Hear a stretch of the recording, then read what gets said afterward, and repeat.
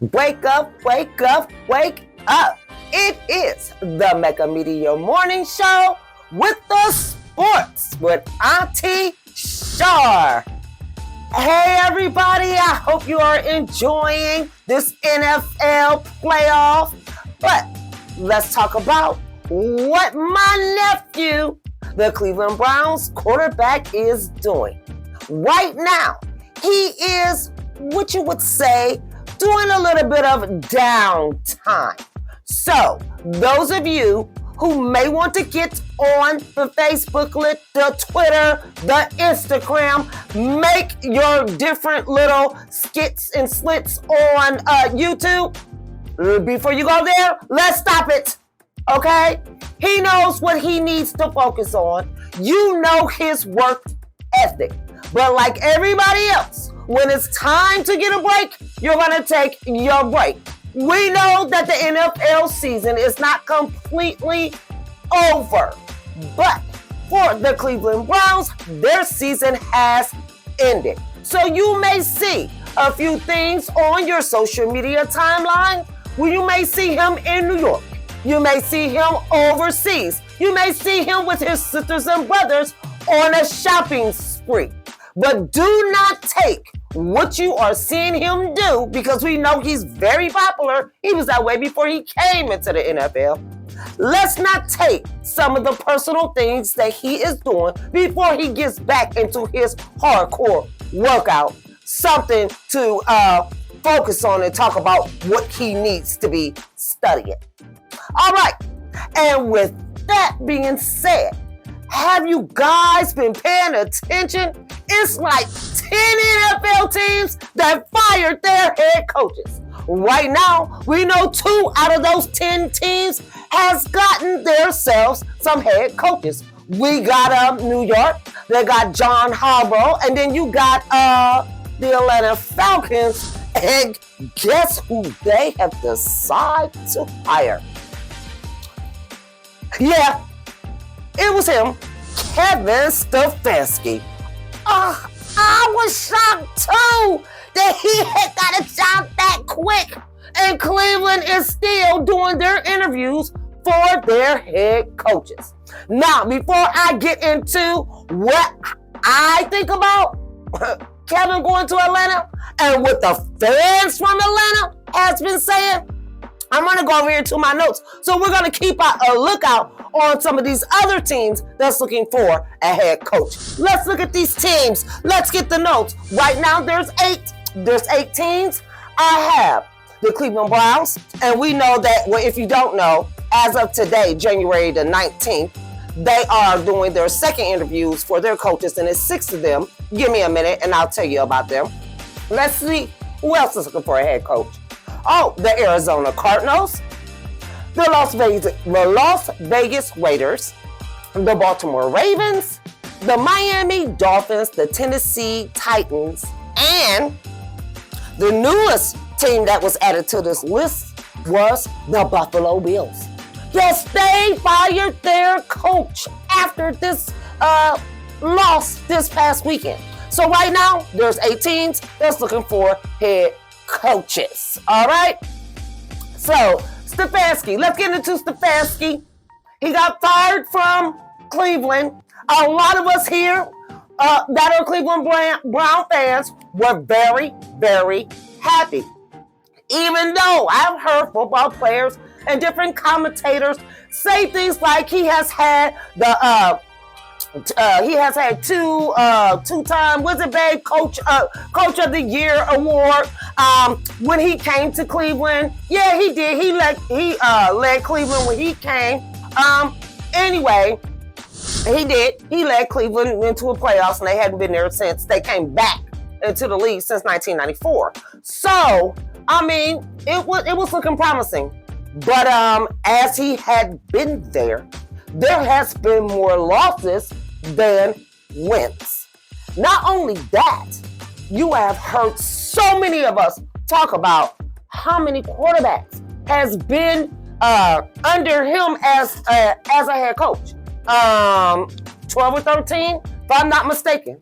And we also seen as a head coach under his leadership, how this last season came about as far as coaching with the quarterbacks. It was a straight disaster. And these past 2 seasons, it just haven't been winning. So Kevin, I'm going to say good luck to you in Atlanta, but I am going to let you know Atlanta fans is not feeling you. Okay? Listen, I was scrolling up and down social media and I was like, whoa. They tried to put it in the articles that it was a split decision, basically saying you had some for and some against. No. Let's go to Twitter first. Let's go to Twitter. I had to write this down to make sure I didn't mess this up. Let's go to Twitter first. Now, I have to go to the notes because I made sure I wrote down what was being said. Okay, let's go to Twitter first, okay? Now, if you guys don't know, I am giving you a heads up, especially here with Auntie Shar. There are a few people that I really love what they say, and I'm always looking for what they had to say. So I went straight to Skip Bayless. I sure did. I wanted to see what he put on X. Okay, let me tell you what Skip put on X. He put on, the Atlanta Falcons hiring Kevin Stefanski is a big mistake. He is overrated. He also said that Kevin talks a good game with the owners, doesn't connect with the players, he's arrogant, condescending, and all that Atlanta talent is going to be wasted. Now, this is what Skip said. Now, we know Skip's he gonna have something to say because he did not like how Kevin handled Shedeur through the whole season. So we already know basically kind of what Skip was going to say. So I said, let me go to somebody else. So let's see, who else did I go to? I just went to a random fan or a random person because I didn't know who they were. But what they wrote, I kind of liked it. So this is at washcan.com. It's at Will Corp, and this is on X. This is what he said. Matt Ryan didn't read the desires of the Atlanta Falcons fan base by bringing in Kevin Stefanski. We the fans wanted an experienced head coach with a winning record, and then they had the nerve to reward Stefanski with a 5-year contract. Atlanta fans is not even happy with it, point blank, period. Let's go ahead and read something else from social media. You know what? Let's not even go to Twitter. Let's go to Facebook. Facebook. This one, it just threw me for a loop, but I loved it. You had a guy who posted on Facebook. He put up DC Young Fly's video, but he also had something to say at the end. And I'm talking about the different videos that was being put up is hilarious. Let's just look at one or two. Are you kidding me? Are you freaking kidding me? The last 2 seasons, Kevin Stefanski's record is 8 Do you remember what it was? and 26. Yeah, that's what it was. Raheem Morris, the past 2 seasons, was 16 and 18. What are we doing, Atlanta? Why?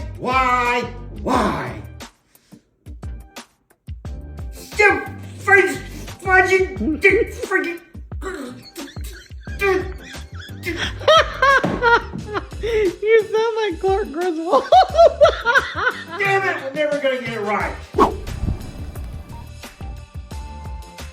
You guys see what I'm saying? So you know, it just isn't me, and it just isn't us here in Northeastern Ohio who could see the things that Stefanski was blankly doing. They all seen it. And then Atlanta, they hired him. Now this makes Stefanski the 20th head coach there in Atlanta. But there were some things that I was reading that the fans were saying that I myself didn't understand.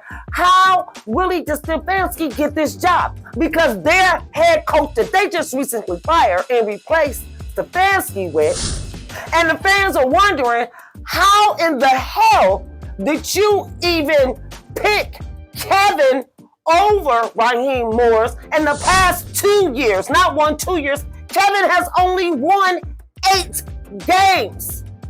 8. And I believe Mr. Morris has won double of that over in the past 2 years. It was hilarious to me. It was just like some of the fans, they were just livid and morbid. I was reading a couple of things on Instagram, and one fan had even put on there that he was wondering, is it the old boys club?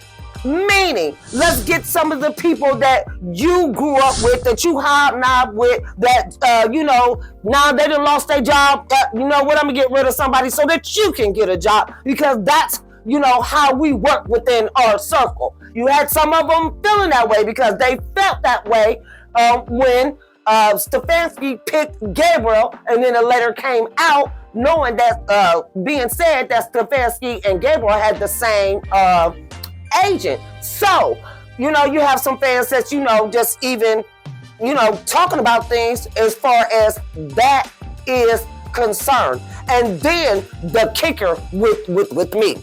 And I didn't even look at it like that, but you Atlanta fans and you Atlanta aunties pointed that out, because I was reading all you guys' comments. They were saying, how dare they bring Stefanski into Atlanta after they watched the way he treated Shedeur, who is Shedeur Sanders' son, who is one of the legends there in Atlanta, and they were like, and y'all gonna bring him here? What's wrong with you? I'm just saying, y'all know I'm gonna be watching all of that, and Auntie Shaw is gonna keep you in the loop. Now let's talk about what the Cleveland Browns are doing this week with their second interviews of some of the ones that they're going to bring back. So let's go to the notes so I can tell you who all they are bringing back. So this one right here, I had suspected that. They're bringing back for a second interview our offensive coordinator. I'm talking about the Browns defensive coordinator, Jim Schwartz. And that's number one on mostly everybody here in the Cleveland Browns fan base area. We all believe that he would be the best candidate for that job. Let's see who else that they have coming back for a second interview. They have Todd Monken. He is the Baltimore Ravens offensive coordinator. We also have Mike McDaniel. We know him from being the Miami Dolphins former head coach. They also got Grant Ulinski, and he is the Jacksonville Jaguars offensive coordinator. Jesse Minter, he is the LA Chargers defensive coordinator. And last but not least, we got Nate Chilhousey, and he's the LA Rams pass coordinator, but they will not be able to interview him until after January the 26th because the LA Rams is participating in the NFC championship right at this particular moment. So this is going to be interesting. I hope that the Browns and the other 8 teams have them some head coaches, especially before we go into the 2026 draft. Because Auntie's going to be stalking that. You guys know I'm going to keep you in the loop with that. But I hope that we get some news lately. But you always know I'm going to keep you in the loop with the Shedeur and the Cleveland Browns news. Now let's get into some playoff football. Now on Saturday afternoon, we had the Denver Broncos and the Buffalo Bills. The Broncos came out with the victor, and they got it 33-30 over the Bills. All right, I was a little shocked. I myself, and you guys know that I picked Josh Allen to win this game. I picked the Bills to win this game, but it did not happen like that. And Bo Nix, he broke his ankle. Yeah, he did. The game went into overtime, and Bo Nix, he broke his ankle. So he will not be playing in that championship game. Let me go to the notes, make sure I say this young man's name right. Jared, I think it's Stidham. Is that right, babe? Stidham. he's going to be coming in and he's going to be playing in the AFC Championship game. And I already told you guys that the Bills have fired their head coach, so they are now looking for a head coach. And what I thought was interesting, especially after he had been there as many seasons as he had. Wait a minute, I think I wrote down a couple things, because I want to make sure I pointed these things out, especially for you aunties who are getting new into football. Okay, peep see. My notes is letting you know that Sean McDermott, he was fired. Look, a couple days after them losing this game, just 2 games. Listen, he playing in the wild card. He's playing for a position for the AFC, championship. He lost. Look how far. Just a couple of games away from basically going to the Super Bowl. Just a couple, and he got fired. Keep that in your back pocket, okay? And he had been with them for 8 seasons. And the rumor mill, or the sports streets, is saying, now this is the things I've read and listened to other commentators who, who are well versed in this. Basically, he got fired because even though he gets them this far and get him to this point, he has not gotten them to the Super Bowl with Josh Allen, and he hasn't done it in 8 seasons. Now, ain't that about a blip? You heard me? I don't care how good we look every year and how good you're doing. Guess what? Patrick Mahomes ain't here. Joe Burrow ain't here. Lamar Jackson ain't here. And I'm just saying. And nobody else other, outside of them, and you can't get Josh to the Super Bowl this year. And then he up there on the podium crying and shit. I'm just saying, it's just ridiculous. So just know, just because you can get to where you're going, and I'm really talking to them aunties out there, and especially you Cleveland playing people, we may can get us some good coaches. So just know, if you ain't getting to the Super Bowl, that coach and that quarterback might go too. I just want y'all to keep that in the back of your back pocket. Let's see who else was playing on Saturday. Let's see what I got over here. I guess I wasn't too spiffy spiff on this one because my husband said I tapped out, but I did get to see part of it. Y'all know who I'm talking about, and if you don't, I'm talking about the Seahawks and the 49ers, okay? This Seahawks, what Michael Irvin said, man, the Seahawks were built to ass on the 49ers.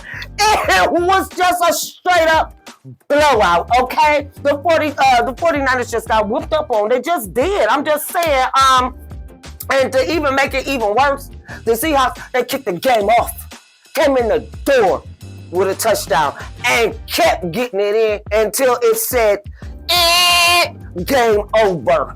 The score for that game was 41-6. The Seahawks 41 and the 49ers 6. They didn't even get a touchdown, did they? I'm telling you, they didn't even get a touchdown. Belt to ass, like I said. Okay, let's see who was playing on Sunday. Now y'all know. No, I'm gonna say we, because I had my husband in on it too, okay? I was looking forward to the Sunday game, all right? We was all ready and ready to go, okay? It was about to go down. So we thought. Sunday's games was just a straight up upset for me. All right, on Sunday, we had the Patriots and the Texans. They played Sunday afternoon, and it was kind of like, what is really going on? So, the Patriots, they beat the Texans 28-16. Now, the Patriots would have seemed like they looked good, but to me, they didn't look all that good. I'm not understanding how they really won, because it was kind of horrible. Drake May, I believe, getting himself 3 turnovers. And I was very disappointed that the Texans did not capitalize off of all 3 of them turnovers like they should have, considering that my husband had to make sure that I knew that they had the number 1 and best defense in the NFL this year. So I was looking at what is really going on. I would have thought the Texans would have beat the Patriots because everyone has talked about how we're going to see how the Patriots really messed up when they really play the big boys and when they get there playing those teams who really have tried and proved themselves. And I'm sorry, Drake May did not look that good. I do not expect for them to even go to the next level. CJ Stroud, he just flat out stunk up. And from what the YouTube streets been saying, let me just read to y'all, because I had to make sure I wasn't tripping. So I wrote this down so I wouldn't forget. So what some of the commentators and the non-CJ Stroud supporters are speaking on is that he had a meltdown. And they said that they flat out seen it when they played against the Pittsburgh Steelers, even though they won that game. They said that CJ was looking a little skittish and that he was not on the money and his stuff was not precise or anything against the Pittsburgh Steelers game. And then they turned around and said in their little, tippity tap taps and their little sayings that it showed up when they played against the Patriots. So what they were talking about the following week showed up this past game. CJ, Auntie just letting you know, I'm praying for you, baby. I don't know what's going on. But yes, we need you to get it together. Now let's talk about the game of the week. And yes, it was an upset up in here. Okay? I did not think that the Bears was going to show out the way that they did, but they did. At first, I thought that Caleb Nim was out of it, all right? It was 17-10. As the Chicago Bears had 10, the LA Rams had 17. I'm like, oh, it's fourth quarter. It's down to the seconds. And the Chicago Bears is on fourth down, and they needed 4 yards to go just to make it to get another first down. But they had to just did that. They might not have. I'm not saying it wouldn't have, but they might not have had a chance to either tie the game or anything. But let me tell you something.